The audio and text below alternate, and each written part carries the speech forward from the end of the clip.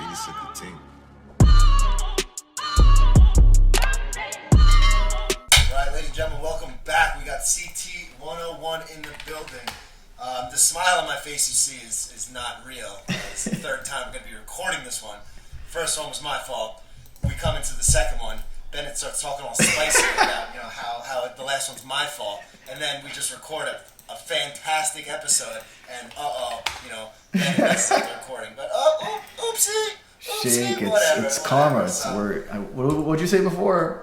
We're as strong as the weakest teammate, whatever. See, yeah, I had lost personality last episode. I got nothing left. I said we're only as strong as the weakest link. We're a team. All this stuff. I don't feel it right now. I don't feel it as much. So you guys might get a little condensed version of what we just did. But let's just jump right into the market outlook. So 2-3 weeks ago, we had that all-time highs in early September. That's when the volatility hit. We finally found the bottom early October.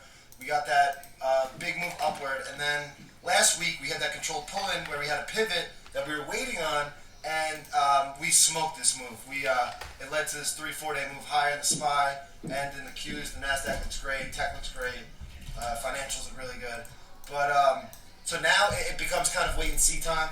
I'm not dying to put on risk at this moment after this 4 day move. We had a great opportunity 4 days ago, 3 days ago, whatever it was, and it seems like everyone did really, really well with it. And it's just hammering home a point to me where trading every day is not the most profitable venture, especially in these volatile markets. It's really waiting and picking your spots. That's something I've been working on for years and years, and I'm finally seeing a lot of improvement in myself. And I just want to hammer home the importance of it. I didn't really trade at the beginning of last week. Then I finally saw that pivot, and it was get long time, and we smoked that move. So we got earnings season coming up. There's not going to be a ton of setups until we get these earnings out, and I don't really want to chase this market up here. Maybe if we get a pullback, I'll look to add some more stuff.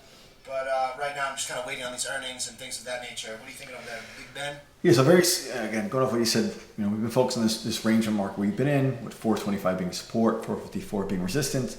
And, even for the Alpha Chat, 2 weeks ago it was very quiet. You can almost hear a church mouse, at 9:30 in the morning. And as the market has broke out the last couple of days, it's, we've had a lot more members talking, which of course is good. But we want to be aware of those things as we start to get near resistance. When everything looks perfect and, there's a ton of positive news around, but we're testing the prior all-time high, it's typically met resistance. So we want to be aware of that. And like you mentioned, it's just easier to hold the position that we've been in, but it's hard to kind of initiate positions when we're, 2% off all-time highs. We've been talking a lot lately about the mid and small caps that have been flagging for the better part of the year. We saw the mid caps get closer to retesting that prior all-time high, but it's going to more likely still need some time before it's going to really be able to break out. It's still just too wide of a range. And same with the small caps have been just kind of following the mid caps. Sector-wise, healthcare and the telecom sector are the two that are still kind of setting up closer to support, where on the flip side you have consumer discretionaries breaking out to new all-time highs, and financials, which are a little bit tougher buys when they're just hitting new all-time highs. You kind of have to give them versus the most recent pivot. So with that, Shake, if you want to get into some top ideas, we can. Yeah, and like I was saying, we have that big run in the market. You should be either sitting long or kind of waiting for the next move at this point. There's not a ton of things I'm looking at with earnings season getting into the full swing of things this week. We got Netflix tomorrow, which kicks off all the tech names. So it's going to be really busy from here on out. But going into this chart talk, there's not a ton of things I'm looking to do. My favorite chart right now is unquestionably this Match.com. We look at a monthly chart, the largest time frame. It's a huge bull flag. Look at the weekly chart, same thing. And then on the daily chart, which doesn't often happen, is we have a pretty tight bull flag right below the resistance level. So when we can match the time frames like that, that's usually the most high probability setups there are. So I love this one through 162. I got shaken out today. I'll show you in a good trade, bad trade. But this is by far my favorite that's out there right now. It hasn't gone anywhere. This AXP is another one. Financial, super strong. Inside day today, right below the level. We love inside days before a breakout level. So I'm looking for 178 there. The only problem is they got earnings coming up. When is that? October 22nd? Oh, that's not right. Oh, wow. They have earnings for what, Friday, is that? I didn't know that. So, maybe I'll trade this for a 1-2 day move tomorrow, the next day. Like I said, I don't love buying things right before earnings into the report. I don't know if I said that in this one we recorded or the last one we recorded. Who could be sure?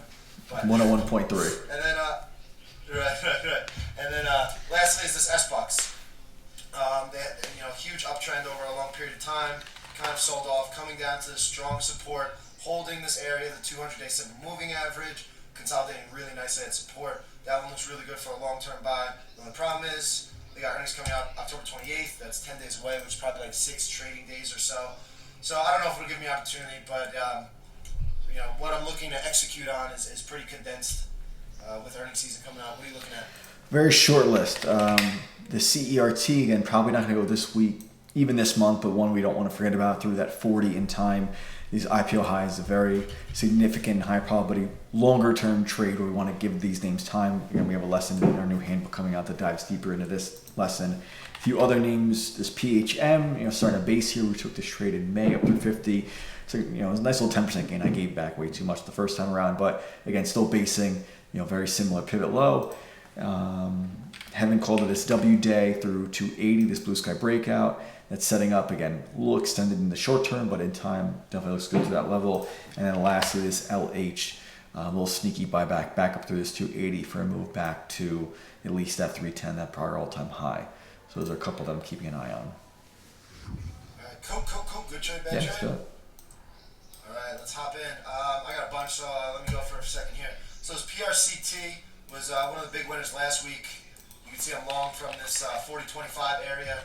Just buying, recent IPO, nice consolidation, buy through the high, and we're kicking into that pop. I'm running out of stock, don't have much left. You see, I bought 40.25 or so, just a pretty much dollar stop, 39.50,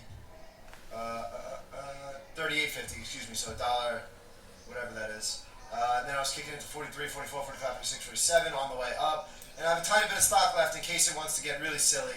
Made a nice little pivot. I'm just giving it to the rest of this pivot low right here. This AMD has been great to us. Unfortunately, I'm running out of stock in this one too. We talked about earnings power. Oh, no, we didn't. But they had earnings power last quarter.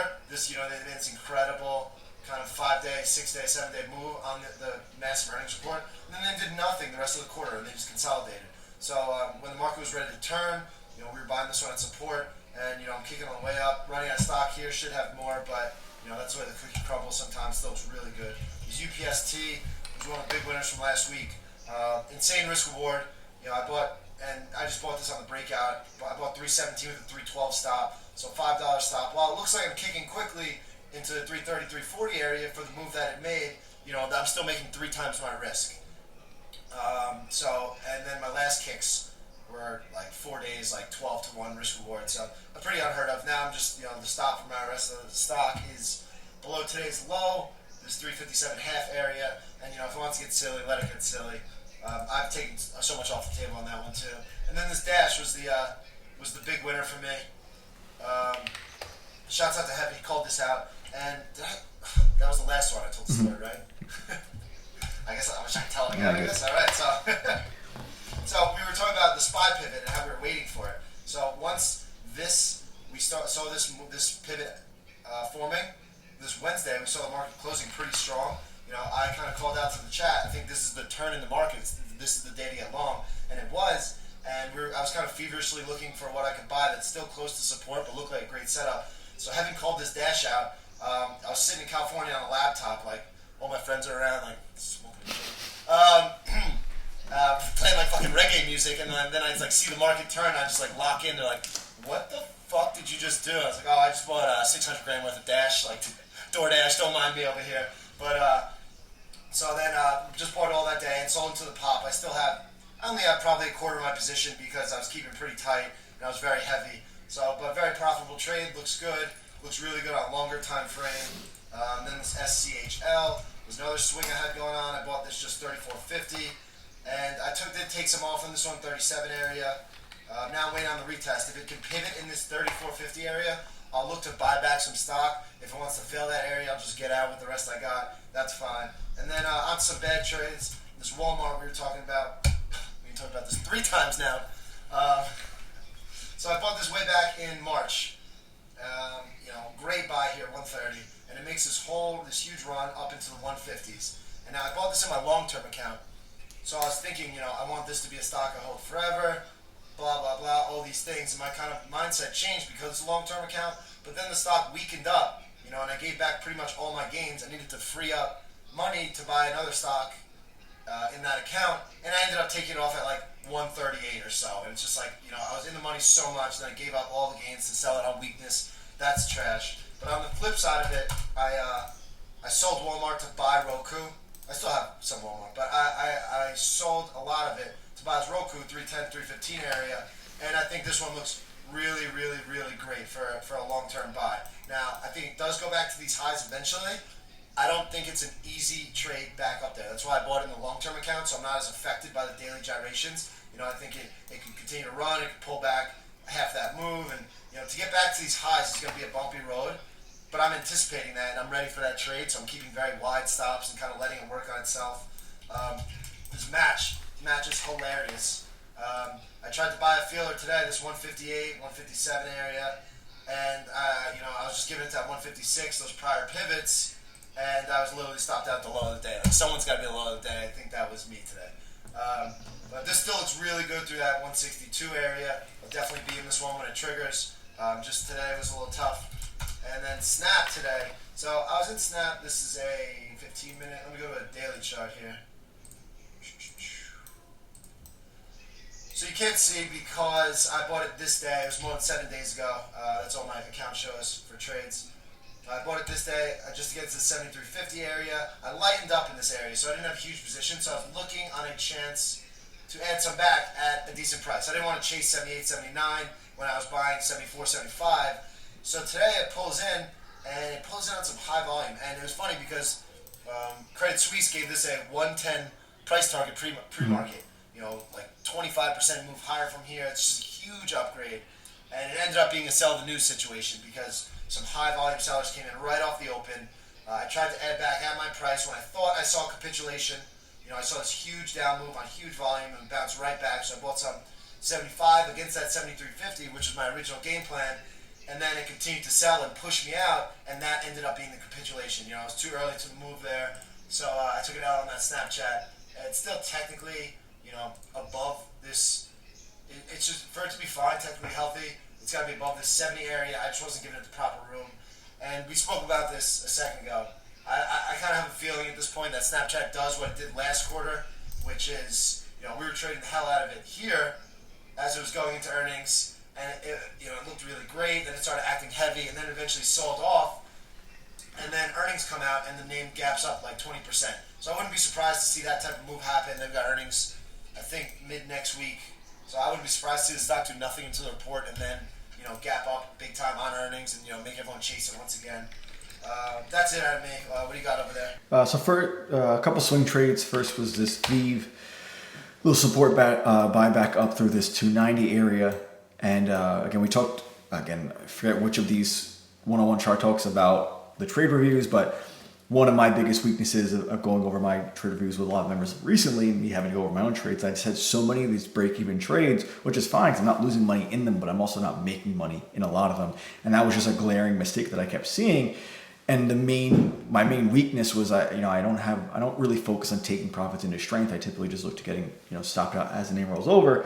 So being aware of that and having to go through my lessons my own trades consistently with members, I've been working on taking profits into the up moves versus just always focusing on getting stopped out. So this V was the first, one of the first few where again bought nice 2-day move, took some profits into the move, still have a stop for half of the position versus the prior low a day, and then the rest are all basically the REIT names. The last 2 weeks I've been keeping an eye on the REITs as they've been poised to break out sector-wise, and a lot of the names were all kind of flagged near all-time highs. CBR was one of them, blue sky breakout through this 100 area where I was buying up through 99 and adding through 100. Yeah, it's 2-3% higher from where I got in, so nothing crazy just yet. This trade is just still kind of in motion. And then two that didn't work was this ESS, which I got in a few dollars too early. Again, I was looking at this 335 area when in reality, again, after the fact in hindsight, it's always much more obvious that this 338 was more of a significant level of resistance. Again, 1% higher than where I was getting in. So break even trade on that one, not a big deal. And this FRT, again, same thing. This big, at least my biggest focus this week from an educational standpoint was to just be aware and remind ourselves when the stocks are retesting those prior highs, especially that first major retest, to look to take profits because it gets met with resistance. And this FRT was a perfect example. And I kind of overlooked this 125 prior all-time high and just was zooming in closer and looking at this, kind of 123, 124 area that looked like a great flag. As soon as I get in, next day it retests this prior all-time high, and it was just very obvious that clearly this is the retest. You can see the indecision, you see the doji at highs as you saw here, and it was just time to get out. So this one, I believe I lost like 0.5% or 1% as it kind of came back over. Still looks fine and still a name that I'll buy up to 125, but one of those reminders of, when we're in the name, we can kind of discount the retest. When you look at it from a different set of eyes and you're not in it, you can say that, clearly that might be met or resistance. That was my main lesson for the shorter term. Longer term, more M1 stuff was this past week. It was taking profits in Apple. I think it was one of these days. Might have been on Friday, where again, we're buying these names weekly. We're continuously dollar cost averaging into them. But Apple had already kind of gone on its, very easy or very macro run more recently and has started to pull in. So being that this was a profitable position, I lowered the allocation in this Apple. And again, like Shaky, you like this Mitch, as do I. This Mitch is a much bigger macro bull flag that's setting up than what Apple was showing. So put some money to work here. And same with Amazon, both very big macro patterns. Again, was not expecting this 150 point, 2-day move out of the name, but just saw it in this macro flag. If you can zoom out more, you can see, the flag that it's been forming for the better part of, almost a year now. And these both are just much more higher probability patterns to break out higher than the kind of tiny little pullback that Apple's having, and, it'll work its way back to 156. So longer term basis, that was just some of the rotation I've been doing. And that's really it. That's it for the trades.